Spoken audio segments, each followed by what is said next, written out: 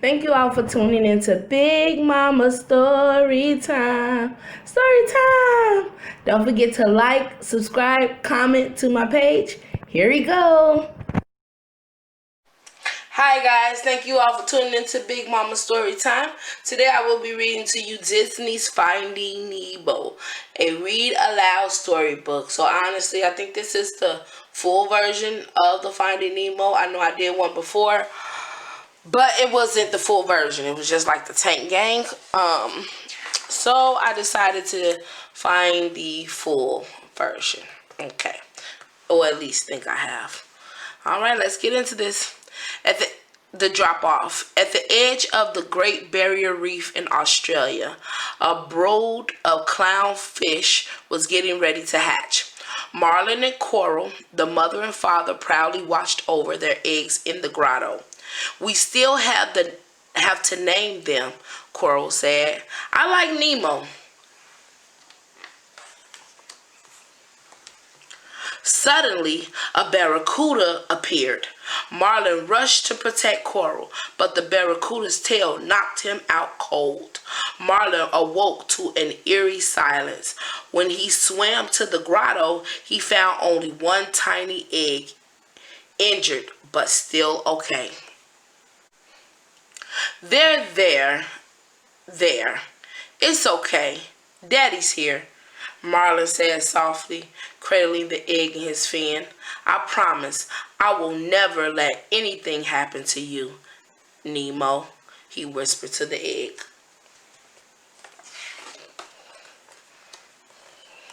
From that day on, Marlin was very protective of his son, especially since Nemo was born with a lucky fin. It was smaller than his other fin and made him an awkward swimmer. When it was time for Nemo to start school, Marlin didn't want to let his son go, but Nemo couldn't wait. Dad, how old are sea turtles? Nemo asked on the way to school. Well, if I ever met a sea turtle, I'll ask him, Marlin said. At school, Nemo climbed on the back of the teacher, Mr. Ray.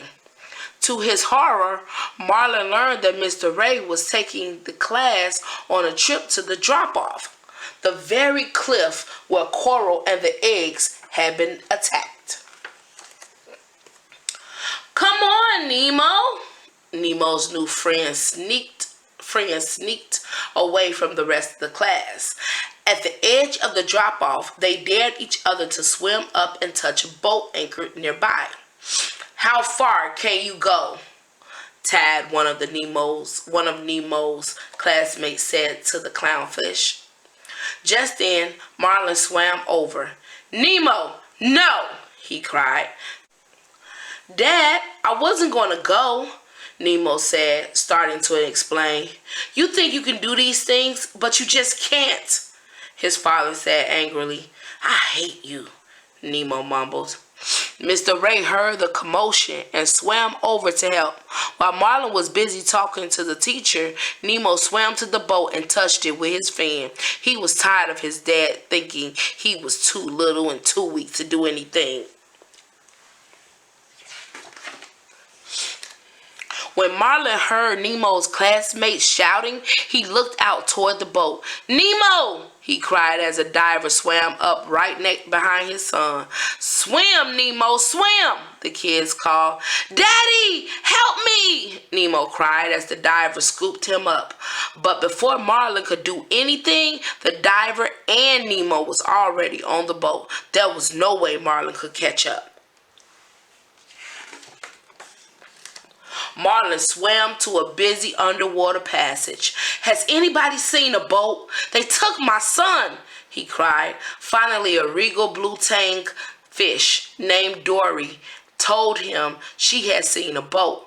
Follow me, she said. But Dory had a problem. She couldn't remember anything for more than a few minutes. When she turned and saw Marlin, she got angry with him. Stop following me, okay? She exclaimed. Suddenly, a big shark named Bruce showed up. He looking like, what is wrong with you? Bruce took Dory and Marlin to a sunken submarine. Inside was a meeting of the sharks who claimed to be vegetarians. Marlin didn't trust them, but then Marlin spotted a diving mask, just like the one worn by the diver who had captured Nemo. "What do these markings mean?" he wondered out loud. "I don't read human." Suddenly, Bruce was overcome with hunger. He chased Dory and Marlin through the submarine, snapping his jaws. The pair raced into a tube that held a torpedo. Marlin and Dory lodged the torpedo in Bruce's mouth to escape. The shark spit it out, and seconds later, it exploded.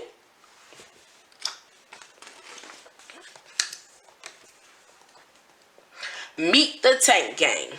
Far away, a giant hand dropped Nemo into unfamiliar waters. Several friendly but strange fish surrounded him. Bubbles, Peach, Jacques,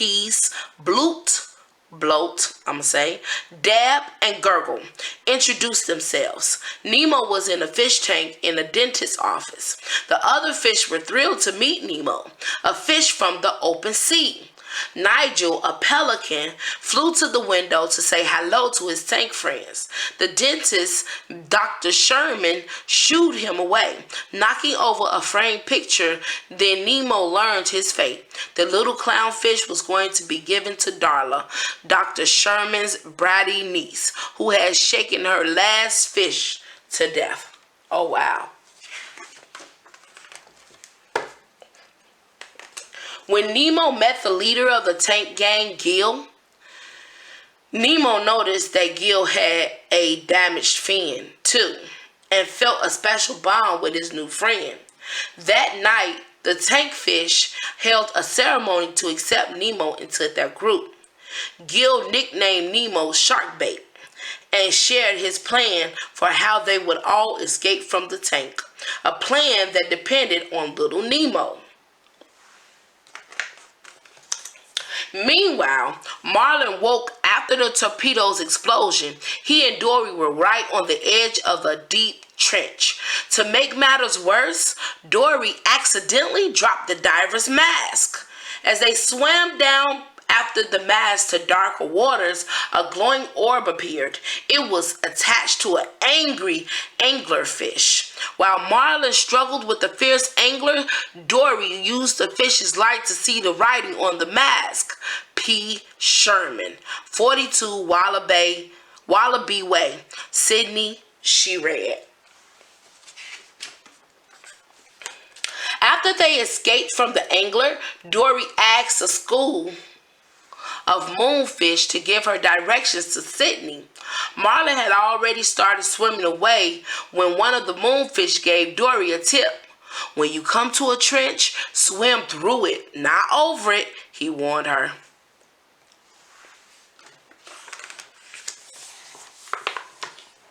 Soon, Marlin and Dory reached the trench, but instead of swimming through it as Dory had suggested, Marlin convinced her to swim over it. They were instantly surrounded by a forest of jellyfish.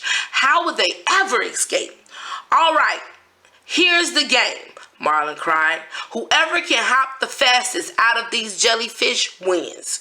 You can't touch the tentacles, only the tops." Dory had almost made it through when she got stung. Marlin pulled her free, but not before he was stung too. Back in the fish tank, Gil gave Nemo swimming lessons while the two swapped stories. Gil caught Nemo looking at his biggest scar. "My first escape landed on dental tools," Gil told him. "I was aiming for the toilet. All drains led to the ocean, kid." Later, the fish began the first step of their escape plan. Get the tank dirty. If they could break the filter, Dr. Sherman would have to clean the tank, and that would mean removing the fish and putting them in a plastic bag. While the bags were on the counter, the fish will roll themselves out the window to freedom, coached by Gil. Nemo swam into the filter and wedged a pebble in the rotating fan, but the pebble came loose and Nemo was sucked toward the sharp blades. The other fish rescued him, but Nemo was terrified. The escape plan was ruined, and Gil realized he had put Nemo in danger.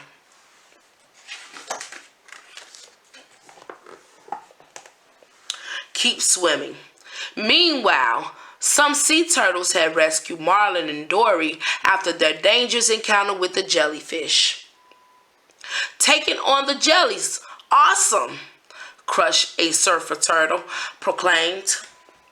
Marlin told the younger turtles the story of his quest to find his son. Soon the tale was being passed throughout the ocean from sea creature to sea creature until Nigel overheard the news from another pelican.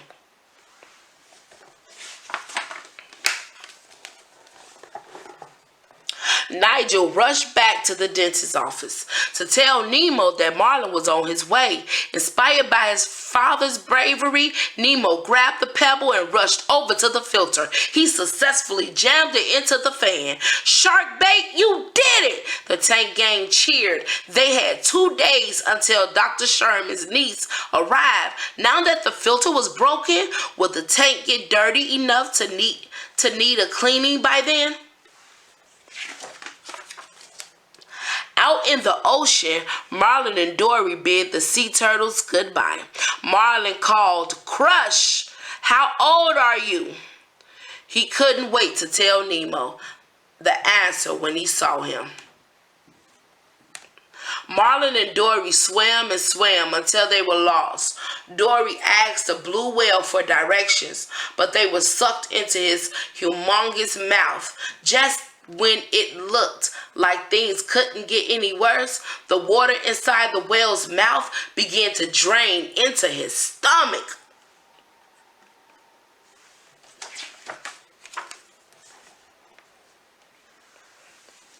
Back in the tank, Nemo and his friends felt their luck was changing for the better. Without a working filter, this tank was a nice, slimy green. Dr. Sherman swiped his finger across the inside of the glass. "Crikey," he said with disgust. "I'd better clean the fish tank before Darla gets here." The tank gang rejoiced. "Are you ready to see your dad, kid?" Gil asked Nemo. "Uh-huh," Nemo cried happily.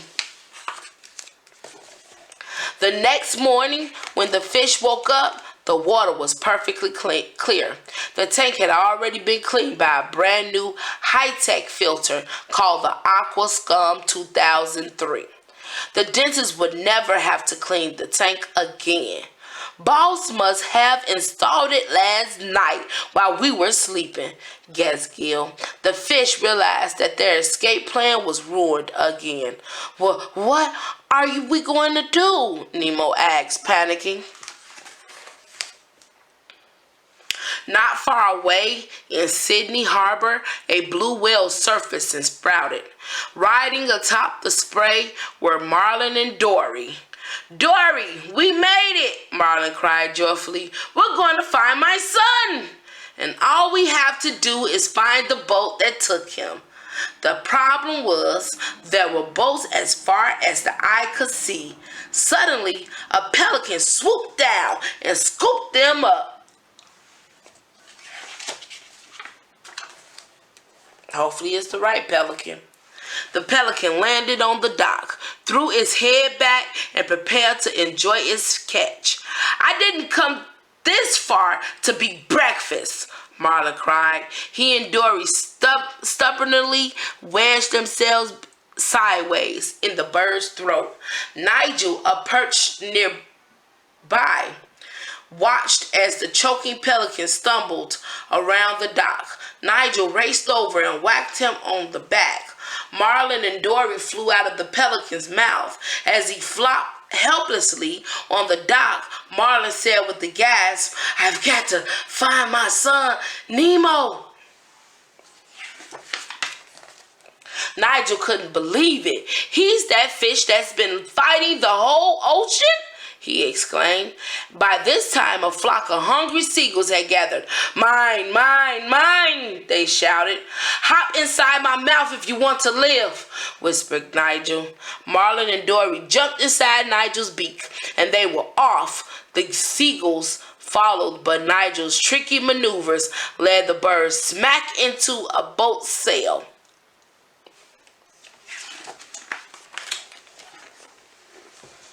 The Great Escape. Back at the dentist's office, Dr. Sherman stuck a net into the tank and captured Nemo. Jump in and swim down, Gil yelled. The rest of the tank gang joined Nemo in the net and forced it away from the dentist. But suddenly, Dr. Sherman scooped Nemo into a plastic bag. Then he set the plastic bag by the tank. Roll, kid, roll! The others cried. Nemo swam furiously back and forth, but the dentist spotted the wobbly bag and stuck it in a tray to keep Nemo from falling. Nemo and his friends were worried. Darla would be arriving any minute.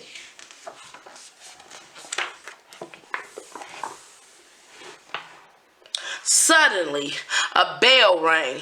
Darla burst into the room. Fishy, fishy, fishy! The dentist's niece cried. Dr. Sherman reached for the bag. Inside, Nemo was floating upside down, playing dead. Everyone in the tank cheered. If the dentist flushed Nemo down the toilet, he traveled through the plumbing to freedom. But their joy instantly turned to horror when Dr. Sherman started walking Nemo over to the trash can instead. Oh, wow. Well, that didn't work, y'all. Just then, Nigel showed up on the window ledge and flew inside. The dentist dropped Nemo's bag into a sharp dental tool. The bag began to leak. Nemo spotted Darla and played dead. Marlin peeked out of Nigel's mouth and saw Nemo floating upside down. He feared the worst. Dr. Sherman pushed Nigel back outside and shut the window. Darla picked up Nemo's bag and shook it. Gil knew he had to do something. The other tank fish launched Gil out of the aquarium and he landed right on Darla's forehead. They trying to help Nemo get out of that. Nemo fell out of the hole in the bag and onto a dental mirror on the tray. Gil flipped himself from Darla's forehead onto the tray. Tell your dad I said hi, he said, and then he smacked his tail on the dental mirror, causing Nemo to fly over Darla's head and into the spit sink. Nemo escaped down the drain. Back in the harbor, Nigel dropped Marlin and Dory into the sea. Overcome with sadness, Marlin said goodbye to Dory. She pleaded to stay with him.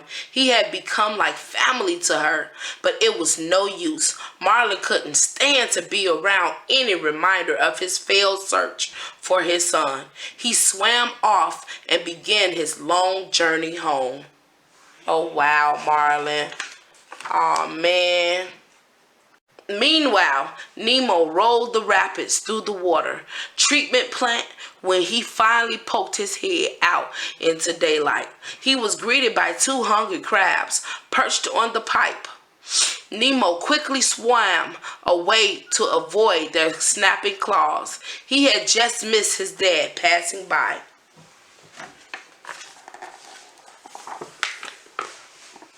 Escaping from the crabs, Nemo swam back toward the harbor and went off in search of his father. But instead, he found Dory swimming in circles and sobbing. Dory and Nemo introduced themselves to each other. But of course, Dory had no memory of Nemo or the search she had been on to find him. Nevertheless, the two swam off together.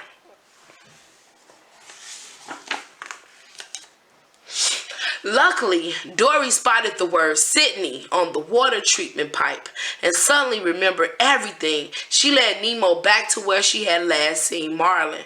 Dory described Nemo's dad and asked the crabs if they had seen him.